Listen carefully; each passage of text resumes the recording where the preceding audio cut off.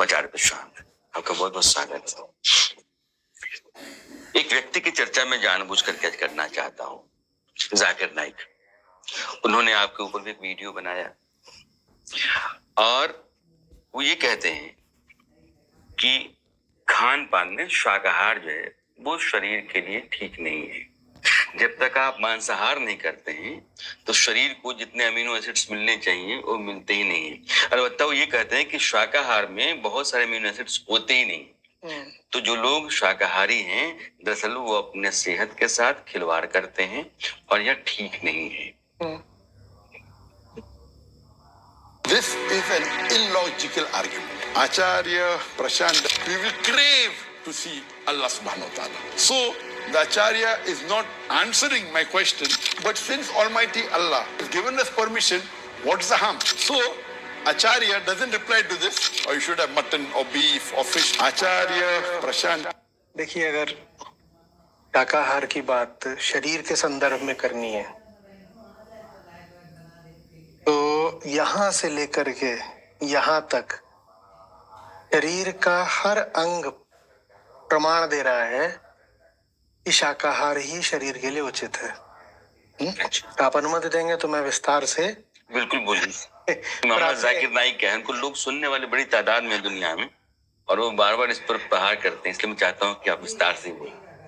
सबसे पहले तो अमीनो एसिड चूंकि आपने जिक्र कर ही दिया है, 20 अमीनो एसिड शरीर के लिए आवश्यक होते हैं, जिसमें से 11 तो शरीर खुद ही बना देता है।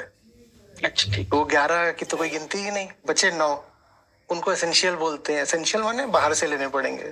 तो उस तरीके से अभी जो 9 होते हैं ये किसी एक दाल में, सब्जी में या फल में नहीं पाए जाते कि 9 के 9 हो। तो अगर ये कहा जा रहा है कि किसी भी शाकाहारी उत्पाद में, भोजन में, पकवान में 9 के 9 नहीं होते, तो ये बात ठीक है। उदाहरण के लिए आप सिर्फ दाल लें या लौकी की सब्जी लें या कद्दू ले लें या रोटी ले लें, तो उसमें आपको 9 अमीनो एसिड नहीं मिलेंगे। पर ऐसा कब होता है कि कोई सिर्फ दाल खा रहा है या सिर्फ चावल खा रहा है, नहीं, ऐसा नहीं होता। या सिर्फ लौकी की सब्जी खा रहा है?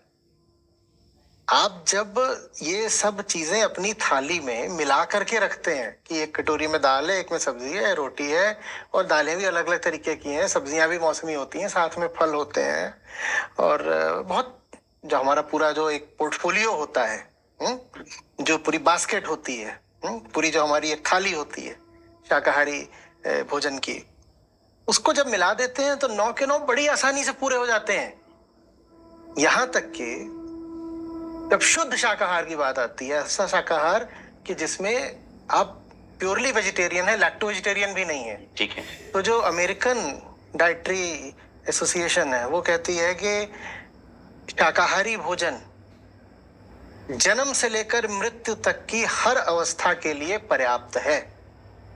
सारे अमीनो एसिड्स ही नहीं, बाकी भी आपको जितने पोषक पदार्थ चाहिए, विटामिन, मिनरल्स, न्यूट्रिएंट्स, वो सब के सब शाकाहारी भोजन में पूरे तरीके से मौजूद हैं। कोई आवश्यकता नहीं है आपको किसी भी तरीके से मांस का भक्षण करने की।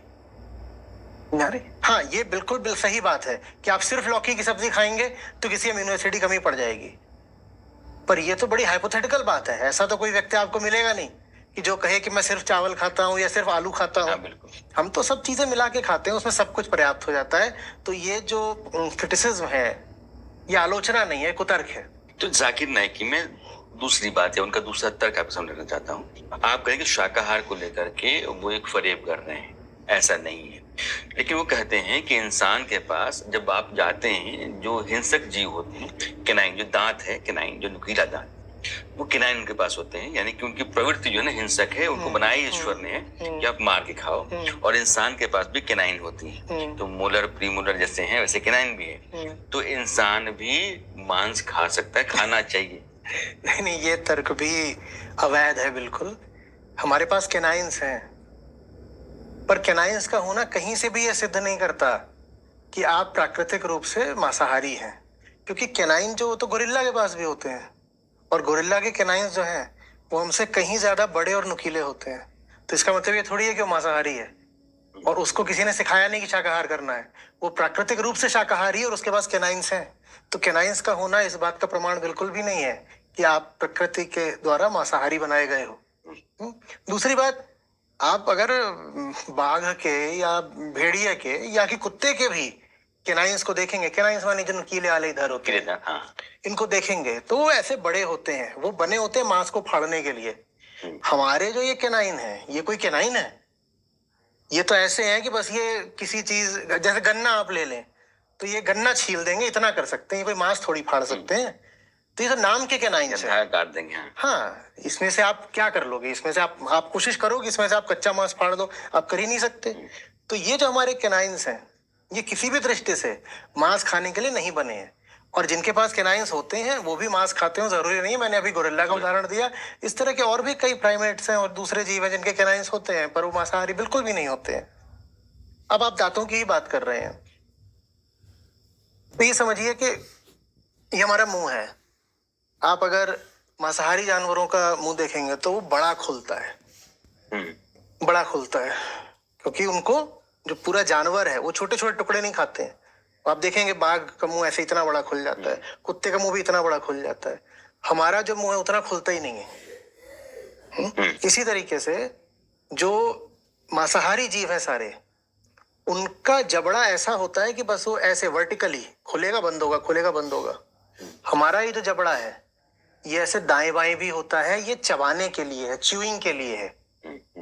वो मांस को इतना च्यू नहीं करते, वो पूरा आता है, वो भीतर जाता है और पच जाता है।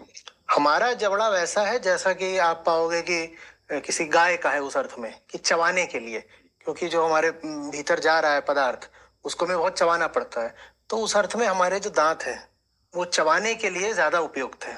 और फिर उसमें जो ये इधर पीछे वाले होते हैं, मोलर, प्रीमोलर, इनका तो आप जानते ही हो, ये तो बने ही इसीलिए है कि वो शाकाहारी भोजन को चबाएं। तो हर तरीके से हमारा ये जो यहाँ पर मसूड़ा है और जो पूरी ये डेंटल व्यवस्था है, वो यही संदेश दे रही है कि तुमको शाकाहारी ही होना है। तो ये तो हो गई दांतों की बात। दांतों के अलावा मैंने आपसे कहा था कि ऊपर से लेके नीचे तक हमारा पूरा शरीर सबूत दे रहा है कि हमें शाकाहारी होना है। शुरुआत मैं आंखों से करूंगा। जो हमारी आंखें हैं ये होती हैं ट्राइक्रोमेटिक। ट्राइक्रोमेटिक का मतलब होता है कि कलर को पकड़ने वाली जो कोन सेल्स होती हैं, तो हमारे पास तीनों तरह की कोन सेल्स होती हैं, स्मॉल, मीडियम, लार्ज।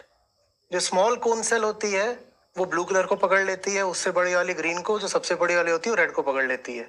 और ये हम बचपन में अपनी किताबों में पढ़ चुके हैं कि इन तीन रंगों को मिला दो तो जो पूरे रंग है सारे, पूरा विजिबल स्पेक्ट्रम है, सारे कलर्स तैयार हो जाते हैं। इतने कार्निवोर होते हैं हमारे मांसाहारी जीव होते हैं, वो डाइक्रोमेटिक होते हैं। तो आपका जो कुत्ता है डाइक्रोमेटिक है। इनके पास लार्ज कोन सेल्स नहीं होती जो रेड कलर को पकड़ती हैं। तो ये लोग जो ब्लू से लेकर के येलो वाला स्पेक्ट्रम होता है, ये उसके कलर्स तो देख सकते हैं, रेड वन, लेकिन जो रेड वाला स्पेक्ट्रम है उसे कलर्स ही नहीं देख सकते। कारण बहुत सीधा है, जो शाकाहारी जीव होगा वो स्टैटिक ऑब्जेक्ट को खाएगा, फल भागता नहीं है। जो मांसाहारी जीव होगा वो डायनेमिक ऑब्जेक्ट को खाएगा, उसका शिकार भागता है। तो उसकी जो व्यवस्था होती है वो प्रकृति ने ऐसी निर्मित करी होती है कि वो कलर से ज्यादा मूवमेंट को पकड़ता है। और जो शाकाहारी जीव होता है, चूंकि उसे फल को खाना है, तो उसकी व्यवस्था प्रकृति ने ऐसी निर्मित करी होती है कि वो फलों का और पत्तियों का रंग बेहतर पकड़ पाए, क्योंकि वही फल जो पक गया है और वो आपके लिए हितकारी भी होगा और स्वादिष्ट भी होगा। जैसे आम ले लीजिए, और अगर वो पका नहीं है तो वो आपके लिए गड़बड़ हो जाएगा, आपका पेट खराब कर देगा कच्चा आम, है ना। तो जितने भी शाकाहारी जीव हैं उनका सबका ट्राइक्रोमेटिक विजन होता है। ट्राइक्रोमेटिक माने तीन रंगों वाला, तीन रंग जिससे पूरा स्पेक्ट्रम वो देख पाते हैं। क्यों? क्योंकि हमें जो खाना है, हमारे लिए उसके रंग की बहुत उपयोगिता है। यानी आप ये कहते हैं कि जो गाय है, गोरिल्ला है, इंसान है, ये ट्राइक्रोमेटिक विजन के हैं। लेकिन कुत्ता, बाघ, शेर, बिल्ली, ये सब डाइक्रोमेटिक विजन के हैं। अच्छा, ये सब डाइक्रोमेटिक विजन वाले हैं। तो बहुत सारे रंग ऐसे हैं जो हमें दिखाई पड़ रहे हैं, पर आपके घर में कुत्ता है उसको नहीं दिखाई पड़ेंगे उसको जरूरत ही नहीं है। लेकिन एक जो मूविंग ऑब्जेक्ट है, जो एक भागता हुआ, अब शेर को, हिरण को पकड़ना, हिरण भाग रहा है, तो जो मूविंग ऑब्जेक्ट है उसको देख पाने की बेहतर क्षमता शेर और बाघ के पास होती है, क्योंकि उन्हें उसका शिकार करके पकड़ना है। तो उस पर वो बेहतर जो है नजर रख पाते हैं, जजमेंट कर पाते हैं। उनको प्रकृति ने ऐसी व्यवस्था दी है, हमारे पास वो व्यवस्था नहीं है, क्योंकि हमें एक स्टैटिक ऑब्जेक्ट चाहिए।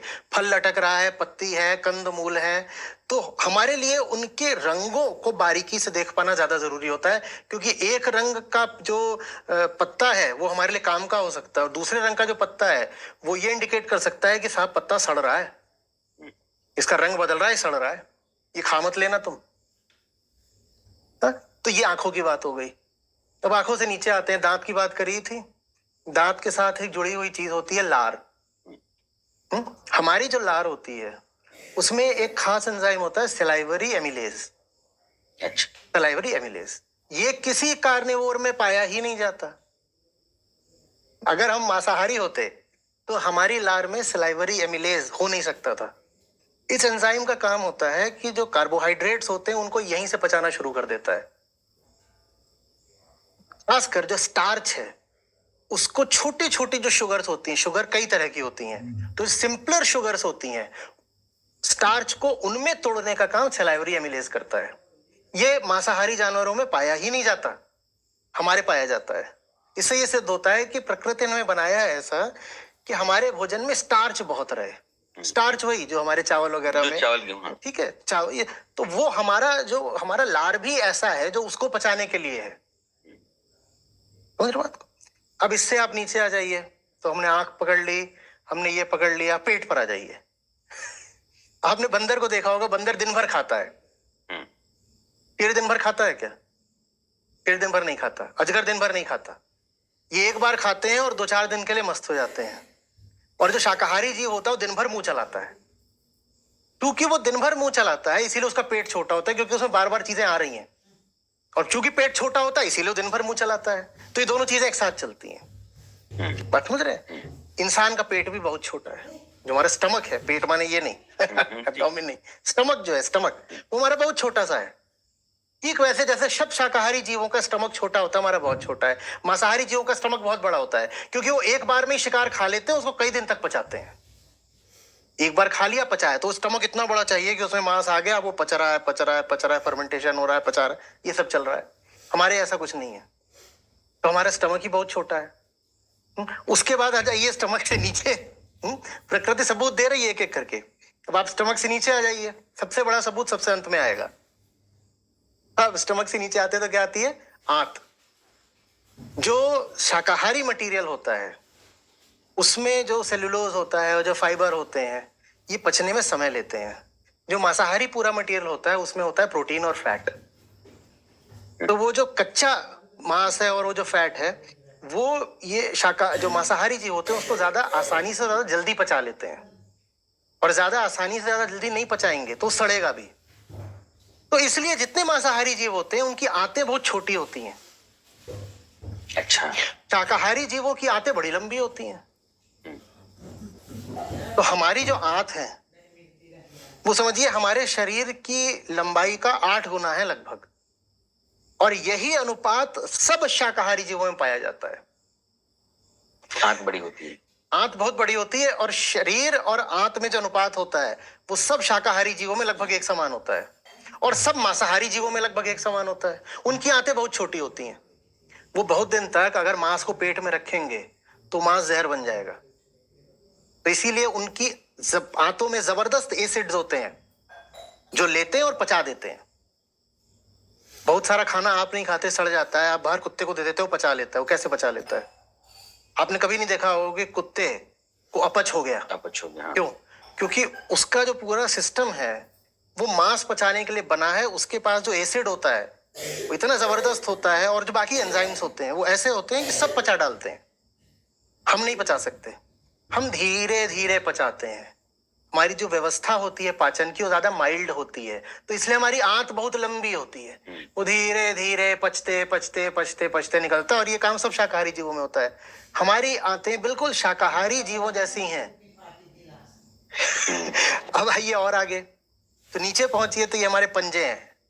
ये हमारे पंजे ऐसे हैं ही नहीं क्या वैसे शिकार कर सको।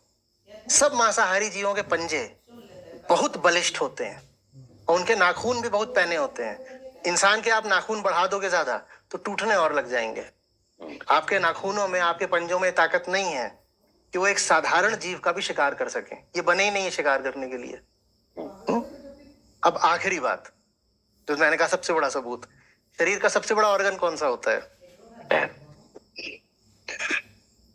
फीमेल तो कहेंगे? नहीं, वो तो लंबी बोन होती है सबसे। हाँ। ऑर्गन सबसे बड़ा कौन सा होता है?